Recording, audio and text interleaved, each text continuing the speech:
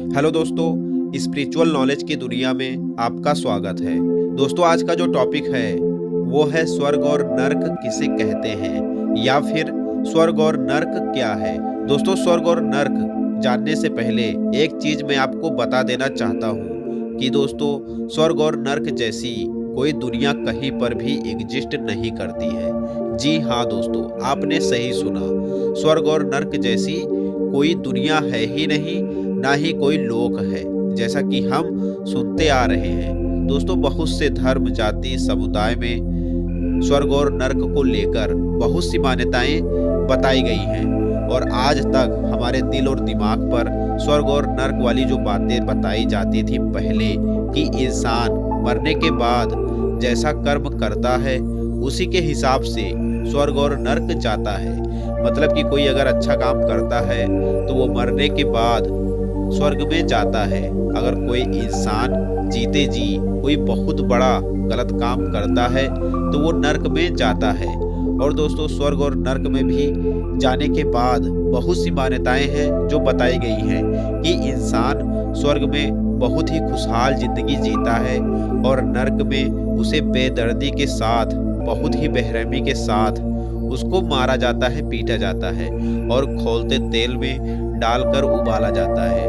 तो दोस्तों, इस तरह की बहुत सी मान्यताएं धर्म, जाति, समुदाय में और हम लोगों के दिल और दिमाग पर इस तरह से छाई हुई हैं कि हम लोगों को लगता है कि सच में हमारी आत्मा को जलाया जाता होगा, हमारी आत्मा को तड़पाया जाता होगा। पर दोस्तों, ऐसा नहीं है। दोस्तों, ऐसा इसलिए नहीं है क्योंकि कहा जाता है हम इंसानों की जो आत्मा होती है वो अमर होती है।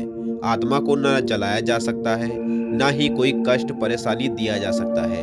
कैसे नर्क में उस आत्मा को, जो मान्यताएं फैली हुई हैं कि हमारी आत्मा को मरने के बाद अगर हम लोग बहुत ही गलत काम करते हैं तो हमारी आत्मा को तड़पाया जाता है और खौलते तेल में डालकर उबाला जाता है। तो दोस्तों, ये कहाँ तक सच है? तो मेरा मानना ये है कि यह बात बिल्कुल सत्य नहीं है। जो बातें, मान्यताएं फैली हुई हैं, दिल और दिमाग पर हम लोगों के छाई हुई हैं कि इंसान मरने के बाद जब नर्क में जाता है तो इस तरह से उस आत्मा के साथ बर्ताव किया जाता है, तो ये बात बिल्कुल सत्य नहीं है। दोस्तों, वैदिक ग्रंथों में, हर धर्म में स्वर्ग और नर्क को लेकर बहुत सी बातें बताई गई हैं कि इंसान मरने के बाद जैसा कर्म करता है उसी के हिसाब से उसको स्वर्ग और नर्क मिलता है और वो इंसान स्वर्ग और नर्क जाता है। अगर वो अच्छा काम करता है तो वह आत्मा स्वर्ग जाती है और अगर अपने जीवन में बहुत से बुरे काम करती है आत्मा, तो वो आत्मा नर्क जाती है। दोस्तों, स्वर्ग और नर्क वाली बात केवल किताबों और धर्मों में बताई गई है, पर दोस्तों, स्वर्ग और नर्क जैसी कोई चीज होती ही नहीं, ना ही इस लोक में, ना ही कोई लोक में स्वर्ग और नर्क जैसी जो बातें बताई गई हैं वो एग्जिस्ट ही नहीं करती हैं। अब दोस्तों, प्रश्न यह आता है कि जब स्वर्ग और नर्क जैसी कोई दुनिया कहीं पर एग्जिस्ट करती ही नहीं, तब हम लोगों को इन सभी चीजों के बारे में क्यों बताया गया कि स्वर्ग जैसी कोई जगह होती है? अच्छा काम करने से लोग वहां पर जाते हैं और खुशहाल जिंदगी जीते हैं। और दोस्तों, यह भी बताया गया कि नर्क भी होता है, जहां पर लोग बुरे काम करके जाते हैं, तब उस आत्मा को उबलते तेल में डालकर उबाला जाता है और बहुत ही बेरहमी के साथ मारा जाता है, पीटा जाता है और कष्ट दिया जाता है। तो यह सब बातें कहाँ तक सत्य हैं? दोस्तों, इन सभी बातों को इसलिए बताया गया था, अनेक धर्मों, ग्रंथों, किताबों में लिखवाया गया था ताकि इंसान डर बस अच्छे काम करे, बुरे काम से डरे। तो इन सभी चीजों को बताने के लिए इन सभी बातों का प्रयोग करना पड़ा था ताकि लोग इन सभी बातों से डरें, अपने जीवन में अच्छे काम करें और सद्व्यवहार करें, नेक कर्म करें। इसीलिए इन सभी चीजों पर जोर डाला गया कि ताकि इंसान को डरवश अच्छे काम करना पड़े। इसीलिए नर्क वाली बात को बहुत ही बेरहमी के साथ बताया गया है, जबकि ऐसा नहीं होता है। किसी भी आत्मा को, कोई भी इंसान हो, चाहे किसी भी लोक में, कोई उसको उबाल नहीं सकता, ना ही उसको कष्ट दे सकता है। लेकिन दोस्तों, जिस भी धर्म में इन सभी चीजों के बारे में बताया गया है, ये सभी चीज़ें काल्पनिक कहानी के तौर पर लिखवाई गई और बताई गई, ताकि इंसान इन सब चीज़ों को समझे और अपने जीवन में सिर्फ और सिर्फ अच्छे काम करे। लेकिन दोस्तों, सबसे आश्चर्यजनक बातें तो यह है कि स्वर्ग और नर्क जैसी जगह होती है, पर उस लोक में नहीं जिस लोक में हम लोगों को बताया जाता था। जो काल्पनिक कहानियां थी उसके बिल्कुल भी विपरीत है ये स्वर्ग और नर्क वाली बातें जो आप अभी जानने वाले हो। और दोस्तों, यही सत्य है जो मैं बताने आप लोगों को जा रहा हूँ। स्वर्ग और नर्क वाली जो जगह है वो इसी पृथ्वी पर है, जिस पृथ्वी पर, जिस धरती पर हम रहते हैं। जी हाँ दोस्तों, स्वर्ग और नर्क वाली बातें इसी धरती पर है। वो किस तरह है अभी आप जान जाओगे। दोस्तों, जिस तरह से हमने बताया कि हमारी आत्मा को न जलाया जा सकता है, ना ही कोई कष्ट परेशानी दिया जा सकता है, क्योंकि आत्मा एक प्रकार की शक्ति होती है। और जब भी इंसान मरता है तो हमारी आत्मा उस कुदरत के पास जाती है जिस कुदरत ने हमारी आत्मा को बनाया होता है, और वही तय करते हैं कि इस आत्मा को किस योनि में भेजा जाए। जिसके आधार पर भेजा जाता है वो है हमारा कर्मफल, यानी कि जैसा कर्मफल हम लोग करते हैं उसी के हिसाब से हमें नया जीवन मिलता है। अगर हम बहुत ज़्यादा बुरे कर्म करते हैं तो हमें पशु पक्षी योनि में डाल दिया जाता है, और अगले जन्म में हम पशु पक्षी ही बनते हैं। अगर बहुत अच्छा कर्म करते हैं हम लोग तो हमें इंसान ही बनाया जाता है। पर दोस्तों, इंसान एक तरह के नहीं होते, बहुत से तरह के इंसान इस धरती पर होते हैं। कोई इंसान ऐसे होते हैं जो खाने के लिए तरसते हैं, उनको खाना कभी मिलता ही नहीं। कोई इंसान ऐसे होते हैं जो पैदा होने के बाद ही उनका हाथ पांव कोई न कोई अंग ऐसा होता है जो खराब होता है। कोई इंसान ऐसे होते हैं जब वो धरती पर जन्म लेते हैं तो अपने मेहनत से ही वो बहुत ही बड़े इंसान बन जाते हैं। और कोई इंसान ऐसे होते हैं जिनके आने से पहले हर एक चीज़ की व्यवस्था उनके लिए पहले से की होती है, ताकि वो पैदा होते ही हर सुख सुविधा का मजा ले सके। तो ये सब चीज़ें कर्म पर डिपेंड करता है। जी हाँ दोस्तों, ये सभी चीज़ें कर्म पर डिपेंड करता है। जैसा कर्म आप लोग करते हो उसी के हिसाब से आपका अगला जन्म होता है। और दोस्तों, स्वर्ग और नर्क वाली बात हम इसलिए बताए थे आप लोगों को कि स्वर्ग और नर्क इसी धरती पर होता है।